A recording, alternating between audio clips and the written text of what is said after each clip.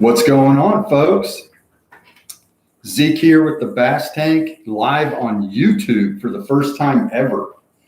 There's a worldwide shutdown on Facebook and Instagram, apparently. So we're taking to YouTube today. Nice to be back at the office. I'm sitting at my desk here. You can see there's some rods behind me. There's the computer stuff. I keep this trophy real close at all times. Man, I've been on the road for the past 2 weeks with my tournament partner, Dylan Hackler, and fishing tournaments. We had 2 big tournaments to close out the 2021 season, and just wanted to jump on here and talk a little bit about it. Didn't know if you guys were trying to get on social media and needed something to do. So I am taking to YouTube. Never done this before. We started out on Lake D'Arbonne. Hey, what's up, Donner's Crappie Adventures? What's going on? Man, thanks for watching. This is cool. Actually, I have people watching. We started out. If you guys have any questions, whatever, just shout them out. I can see that. I'm on my laptop here, so I can see them. We went to Lake D'Arbonne in Louisiana. Spent two full weeks in Louisiana, actually. Almost 2 weeks. We got to D'Arbonne on, Wednesday, I believe. Maybe Tuesday night. We pre-fished Wednesday and Thursday. And tournament was Friday and Saturday. We found really good fish. We landed right on them, and we were actually catching 2-pound. What's going on, Lou? Good to hear from you, man. We landed on some 2-pound fish, and the word was not a lot of 2-pounders being caught. So we were feeling pretty good. We found 3 different spots on D'Arbonne that were all holding bigger fish. We practiced for 3 days, I believe. Man, Nick, I wish we whacked them. We whacked them pretty good on day 1. We tried to leave them alone in practice.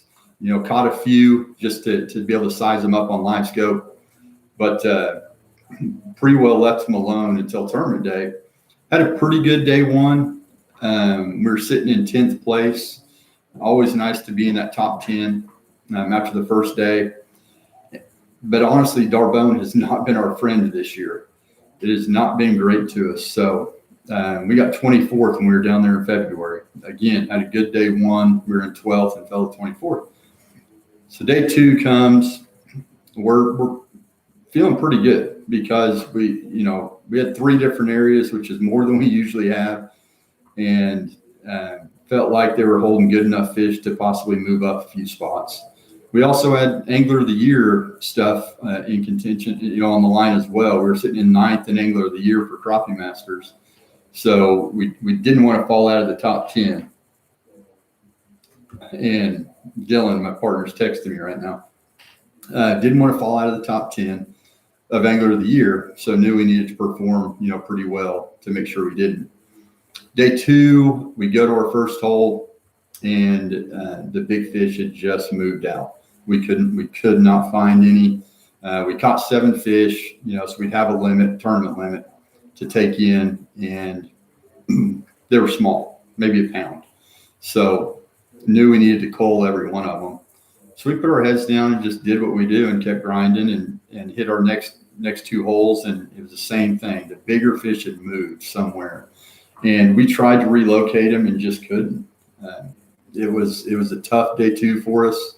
We ended up dropping considerably in the standings and finished in 27th. I think there was 139 boats there.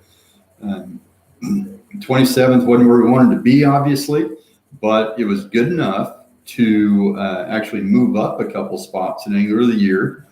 Just brought this in from the truck. So we got some hardware these past couple of weeks. We each got a 7th place plaque for Angler Team of the Year. So I love hardware. If you guys know me at all, I love hardware. The checks are nice, but the money spins, the hardware lasts forever, as they say. So it was a tough tournament for us. It didn't go, exactly as planned. What's up, Crappie Hunter? Thanks for jumping on, man. But, you know, we lived to fight another day. We had to get our heads right. We ended up staying in Darbone Saturday night, and then drove down to the Red River Sunday morning and didn't have a clue. I mean, it's been off limits for a year. Can't talk about it. If it's not public information, you can't. Thanks, Nick. I appreciate that, man. It felt good to move up. Oh, yeah. And by moving to 7th, by the way, in Angler of the Year for Crappie Masters, you actually get a check. 7th place is the last one that pays for Angler of the Year in Crappie Masters. So we got $1,000 for that. So it's nice. We didn't leave there empty-handed. So Sunday morning, we get up and drive down to the Red River. We wanted to sleep in a little bit just because you guys know you're wore out after a week of fishing. I don't care if you're tournament fishing, fun fishing, guiding, whatever you're doing, you're worn out. So we slept till probably about 8 o'clock. And it's about an hour drive down to the Red River. And so we launched the boat at 9 or 9:30. And I mean, you talk about not really, we had done our homework and researched on where we wanted to look and start and look for fish. But so we go out and we get out in the main river. You launch in the marina, and there's maybe a 4,000 or 5,000 acre lake right there, and then you go through a chute out to the main river. We ran down to the lock and dam. We decided we weren't going to lock through already. You could lock through and go down to pool 4. We knew that would cost us 2 hours if we did that on tournament days, and we just decided on the drive there, we're not locking through. We're going to fish above the lock and not waste that time. A lot of guys locked through and did well. So we ran down to the lock and dam. There's a lake over there. Actually, one on each side of the lock and dam with just jack full of timber. I mean, stumpy stuff. Not necessarily real fun to fish because it's so thick. I love fishing trees and stumps. It's my favorite thing to do. It's probably my biggest strength in crappie fishing is fishing trees.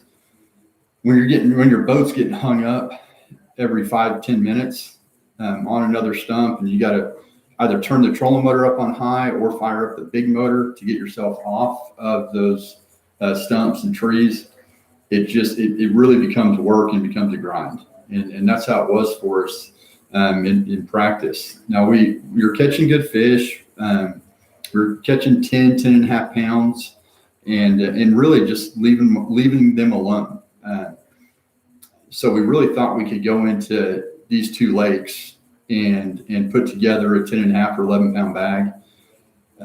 We knew that the fish were getting beat up. Everyone's practicing. We're seeing a lot of other boats in there. We figured there'd be a lot of boats in our tournament days, but Dylan and myself we can size them up on live scope and usually fish really fast. And that's one of our strengths as a team. We understand how each other fish and each other's strengths and weaknesses, so we can cruise, and quickly navigate through that timber. It's so different at the Red River. It's hard to describe, but if we're looking out on live scope 30 feet, which is what we were ranged out to, 30 feet. In open water, we'll range out further, but when it's that thick of stumps, 30 foot was as far as we would go. We'd see a fish out there at 25 foot or whatever on a tree. Well, you can't go straight to them there. You got to zig and then zag and then zig back and do a U-turn, and finally you can make it to that fish where you can actually get a bait to it. So if you didn't really have that sense of direction, which I don't have that, luckily I've got a partner that does, to be able to navigate that and relocate that fish, then you're going to struggle. You're going to struggle if that's where you're fishing in that thick timber. So we stayed after it. Day 1, we went down to that lake. That's not the only place we practiced. We had practiced right out in front of the marina as well in that lake I was talking about earlier. It's 4,000 or 5,000 acres, and definitely caught fish there. We didn't catch anything huge there. I think we caught maybe 1.5 pound fish. So we decided to go start in the timber, and we brought it to the scales Not a very good weight on day one. We had 945 on day one, 9.45. It was good enough to make day two, the top 50 move on to day two. So it was good enough for that, but it put us in 26th place, and the weights were really tight in that area of the leaderboard. So we knew that we had to, at a minimum, match our day one weight, but we really needed to go up a little bit in order to make sure we made it to day two. So we went out and said, we cannot fish the same area because we didn't have any confidence that we were going to go up in weight in that area. The other lake by the lock and dam had been hammered that day as well. So we decided to just go out in front of the marina, never even got the boat on plane, and fish there because that was the other fish we found in practice. So we idled on out as they are calling out the boat numbers and your names and everything. We never even got the boat on plane. We just went on around to this ditch we found over there. It's about a 300 or 400 yard long stretch of 12-foot deep water. The rest of that lake is 6 to 8 foot flat, essentially 5 to 8 foot flat. And we ended up finding fish, finally, roaming fish, open water fish, which Dylan is phenomenal at catching, targeting and catching and recognizing size and everything. So he really excels at that style of fishing. And we had four good weigh-in fish in the 140. I think our smallest was 142 in the first hour and a half of day two. So we're feeling pretty good. Like, okay, we're finally putting something together, a decent bag of fish. And we thought we'd have another 3 in the next hour. We didn't. I think 2.5 hours went by before we caught another weigh-in fish. So the rest of the day was just a straight grind. But we also used it to pre-fish a little bit for day 3 in case we made it. We explored the rest of that lake out from the marina, finding different ditches and just if you found just a little 6-inch crevice, there was going to be fish sitting in it. We started having to catch fish off the bottom, mud bottom. As the day went on, they were floating up in the water column a little bit, maybe a foot or two off the bottom. They sunk down into the mud. As you guys know, it's very hard to size fish up that are sitting in the mud. You're just looking for humps on the bottom. And a lot of times it may not even be a fish. It could just be a small stump or something. So we're basically dropping on everything that we saw. And, you know, if the gills start flaring, you see a little movement and that fish will get bright as the gills flare, or it starts to move a little, then you know it's fish. But you don't know how big it is really until it starts following your bait and comes up off the bottom. And sometimes you get excited, sometimes you don't. Sometimes it's a baby and you just pull it away from it and go to the next one. So we ended up catching on day 2 3 more good fish, I think all over 1.5 pounds. Our big fish that day was a 165. But everything was between 142 and 165, I believe, on day 2. Ended up with the 10 and a quarter, 1026 was our day 2 weight.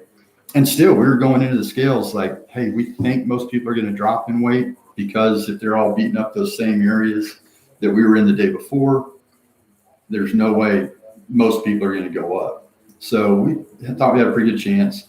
Ended up moving up to 11th place after day 2, which we were super happy about, stoked about, excited about, and knew that we had more fish for day 3.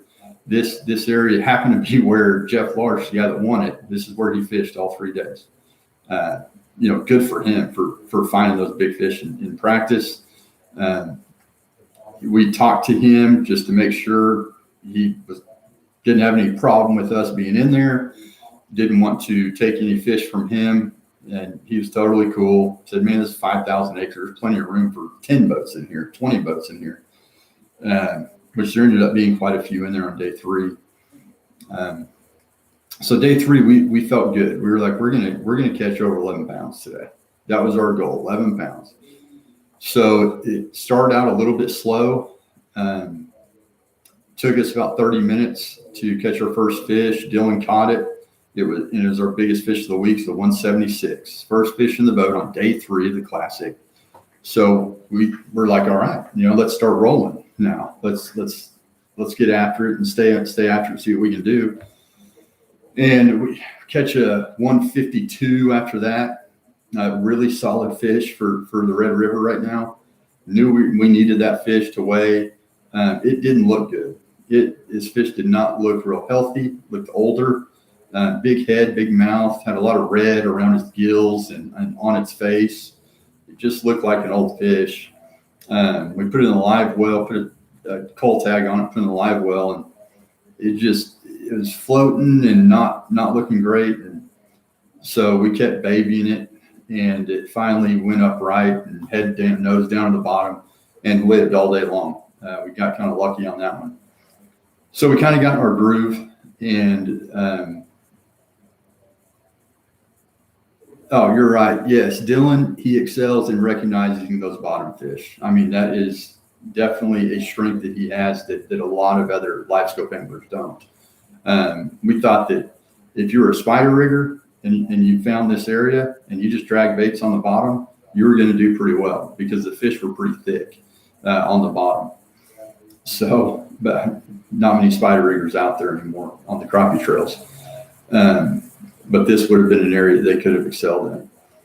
So we keep going, we keep grinding. We're picking off small fish. I mean, loading the boat. We could have got 2, 3 limits, 4 limits of eater-sized fish on day 3, but it's not what we were looking for, obviously. So we were catching 10, 12-inch fish and just throwing them back, not even weighing them. Just this ain't going to do anything for us.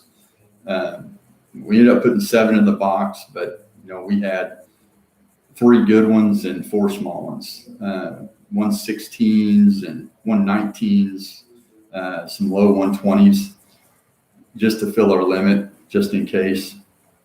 So we keep grinding, pick off another, I think it was a 147 for a 4th fish. And we're like, all right, just need 3 more. We had 3 hours left in the day, and surely we can find 1 fish an hour. But it seemed like the big fish had moved somewhere in that lake that we hadn't looked at. And so we decided to make a small move just on the trolling motor, didn't have to fire the big motor, but went to the bank where a bunch of laydowns had been hung up from current, river current and stuff. And it's shallow water, 6-foot water. And typically we're not fishing laydowns in 6-foot water this time of year. Ended up going over there. First laydown we pull up to had a big root ball sticking out of the water, and then the tree came out from the bank, and there they were. I mean, there were 3 big fish on that one laydown. We caught 2 of them. The first one was a 169, and as soon as we put that in the boat, it just was gushing blood out of its gill plate. Caught it in the gills. Huge disappointment. We got it out, got the hook out, poured Mountain Dew down its throat, which had worked for us 3 other times that week on gill caught, fish we caught in the gills. For whatever reason, I think the acid in the Mountain Dew cauterizes that wound and stops the bleeding. This one just got it too bad. Babied that fish for about 30 minutes before it died. Can't weigh in a dead fish. That was our 2nd biggest fish of the week that cost us. Would have put us over 11 pounds. So had to get rid of it. Tournament rules, you cannot have more than 7 fish in the boat when you come to the scales. So we had to get it out of the boat. So unfortunately, all we could do is throw it back. Turtle food, essentially. Snake food, turtle food, whatever. That hurt bad. It was a mental challenge for us to recover from. Luckily, we were able to coal up and put 1097 on is what our scale read, 10.97. Just under 11 pounds. That big fish that died cost us a quarter pound. So we would have hit our goal. But that's just part of tournament fishing, and you've got to accept it. And when it happens to you, it can kill your day, kill your mood, kill your day, and just make you not fish as well or as hard. I've got a great partner in Dylan, and we just try to make each other laugh all day, especially when that stuff happens. And that's what we did. We were just cracking jokes and trying to have fun. That's what we do at every one of these tournaments. If it's a vacation for us, and as soon as it stops feeling like a vacation, we're probably gonna stop doing it. We like to have a good time out there. Hey, thank you very much on the congrats. It was we felt good about it. It was definitely a grind. But we took the fish. It's really cool. If you guys don't know this, this is something Wally does at these expos. If you make the top 25, you'll pull your boat out of the water. All the boats, trucks and trailers line up, and you get a police escort to the expo where the big stage is for the final day weigh-in. It's one of the coolest things I've ever been a part of. I've been lucky the past 3 years now. I've made it to the top 25 and been able to do this. It's one of the coolest parts of the tournament. So we get in line, we go to the expo, knowing we got a pretty good bag of fish. We'd actually gone up in weight all 3 days, felt good about that. We're sitting in 11th, really, really wanted to crack that top 10 and be in that. There's some studs up above us. I mean, Jerry Hancock and Paulo Beer were sitting in 10th, right above us. I think it was tight. 0.14 separated us. And then it was pretty tied up to that 5th, 6th place mark. So we knew we had some room to move and go up there and, put our fish on the scales, 1094 on the tournament scales, 1097 on ours. The scale was doing some funky things. We were hoping to get an upgrade. But unfortunately for us, it actually read a little light. So ended up in 7th place. So we got our top 10. We got a decent check. No hardware, unfortunately. Like I said, I love hardware. We'll spend this money on, next year on the trail. We kind of save our tournament winnings to pay for our tournaments. If you're tournament crappie fishing, you're probably not going to get rich. Very difficult to make a living tournament crappie fishing. So it's definitely a hobby for us that we thoroughly enjoy doing together and hanging out. And I mean, my favorite part of all these events is just getting to see all my friends that fish these trails that I don't get to see very often. I am super lucky. I'm one of the most blessed individuals in the industry, in my opinion, because of my job. I'm lucky to be working for the Bass Tank. They allow me the time off to go chase this dream and tournament crappie fish. John and I did it last year, as a lot of you guys know, together, and had a great time and a good year last year doing it. We got second in the first Wally Marshall Classic down Lake Hamilton. Last year, he and I got 19th, and this year, me and Dylan got 7th. Dylan and I have had a good year. I mean, a good year. We ended up winning one Crappie Masters tournament on Grenada. Crazy weights of fish brought in there. We had 42.84 in 2-day weight to 307 average. I mean, a 3-pound average in crappie fishing. It was nuts. That lake was fishing perfectly at the time. It was the week before they dumped their eggs, normal pool. Normally that lake is 20, 30 foot high that time of year. Grenada is an interesting lake. They drop the bottom out of it every winter.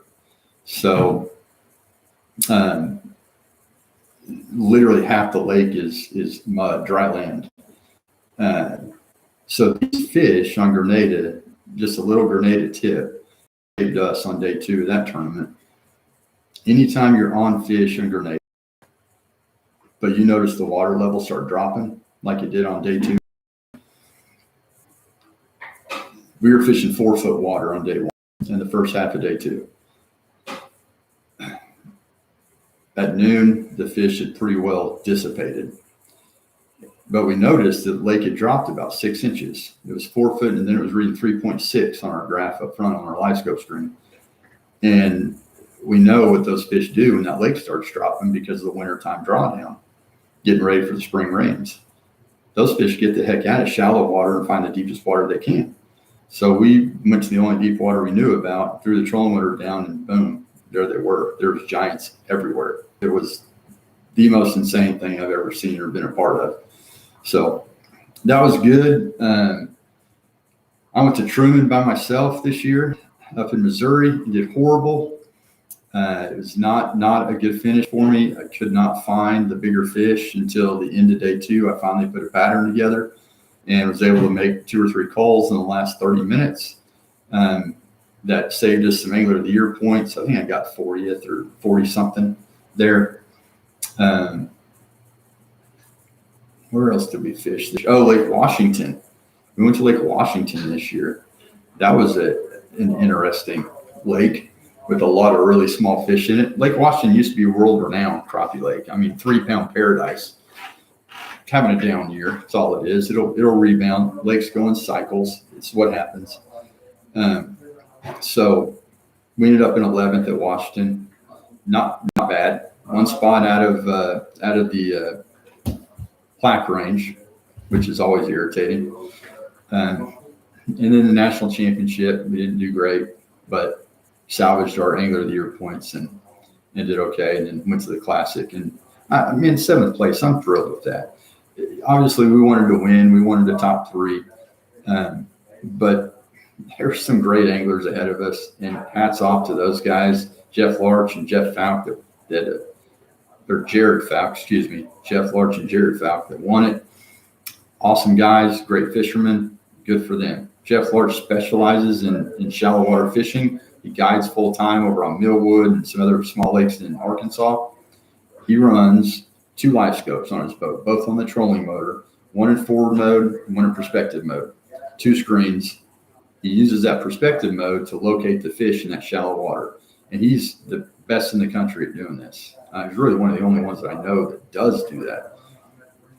So he locates them with perspective. He's not even looking at his forward screen when he's locating fish. And he's gotten so good, he can size it up on perspective. So when he finds one he likes, he centers it up on perspective, gets it dead center, and then goes to his forward to catch it. And like I said, best in the country, hands down, at running both of those units simultaneously and has figured out how to use them. You know, it's a shallow water thing. So when he goes he did great at Truman. He found fish in shallow water and same method. And I think he got 3rd at Truman. So the dude's on fire. My hat's off to both him and Jared, his partner. Keep it up, fellas. Keep it up because you got something figured out the rest of us don't. Now I'm back at work. The grind continues at the office. So what else we got, guys? YouTube Live is pretty cool. Man, I thank you guys for getting on. Thanks for the comments.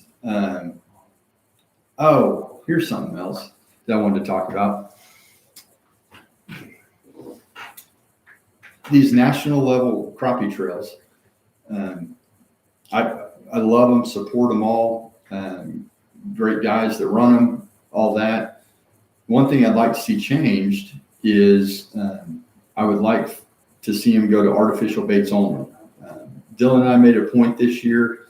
We didn't publicize it. We didn't want to make it a big deal, but we never bought a minnow all tournament season. If we would have had to, then we would have. We didn't want to put ourselves at that big of a disadvantage. But if we catch them on artificial baits, that's what we did. And Wally's tournament, the Classic, it's artificial only. I think if we're going to really grow the sport and get these bait companies and bait manufacturers to step their game up, sponsorship dollars for anglers and for the tournament trails and all that. We have to do a better job supporting them. So it's tough because I know as a crappie fisherman, when I got into this game, I was a minnow guy. I mean, that's what I used. But now with live scope, we can get a bait real close to them right in their face. So let's start petitioning all these national trails. I'm not talking about the club level. I'm not trying to exclude anybody or dissuade anyone from wanting to tournament fish at all. I mean, that's exactly the opposite of what I'm trying to do.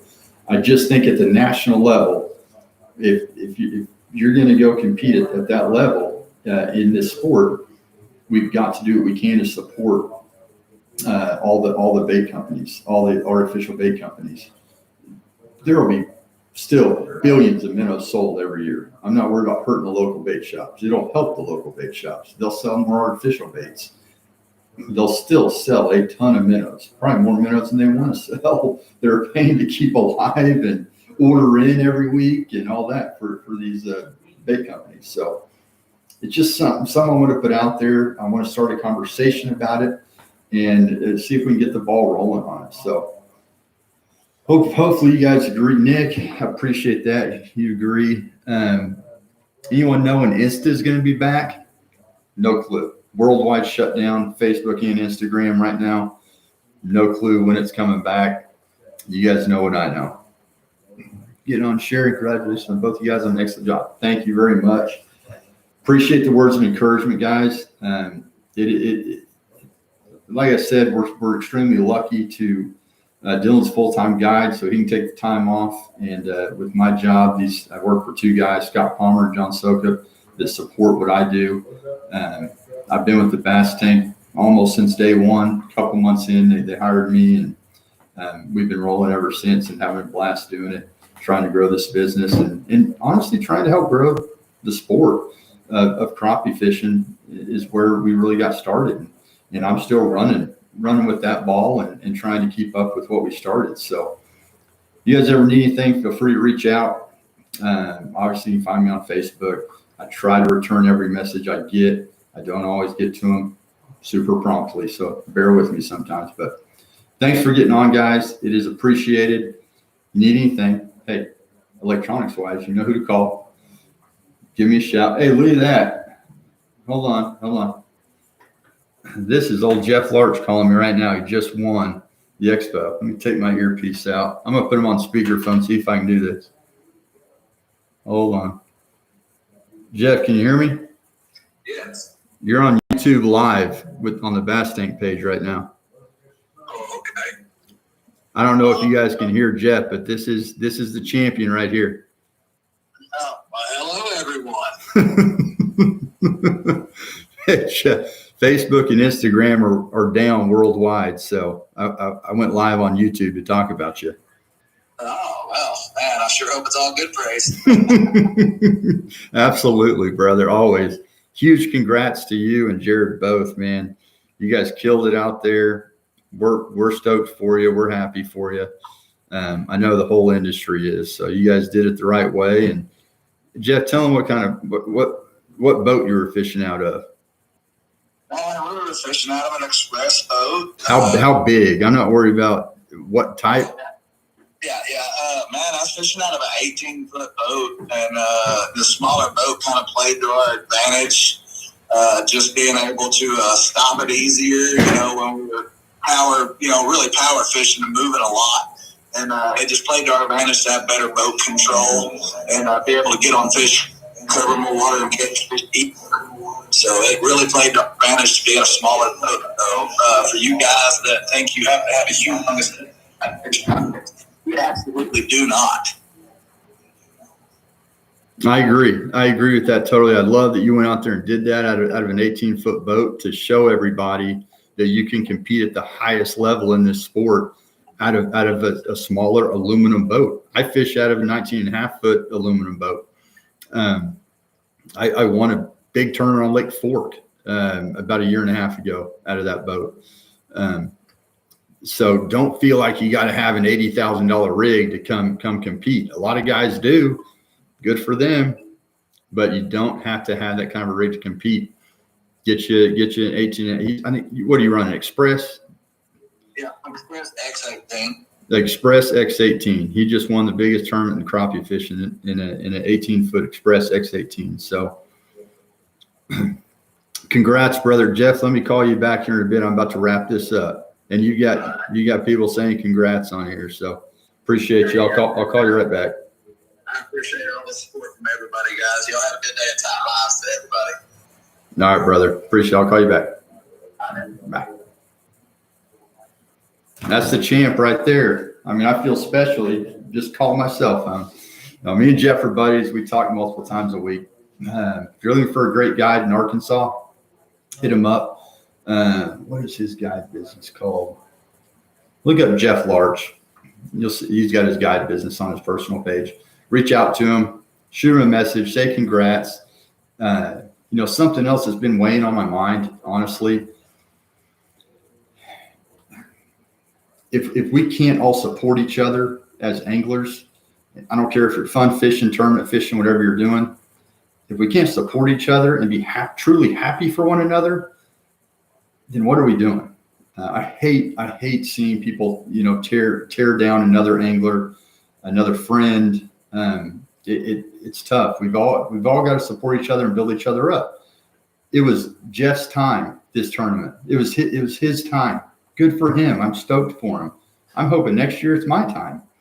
If it's not, I'm going to congratulate whoever's at the top and give them their kudos that they've earned and they deserve. So, guys, thanks for jumping on. Thanks for watching. I think this will post to our YouTube page. Like I said, I've never gone YouTube live. So next time I'll try to have a better background other than this computer equipment.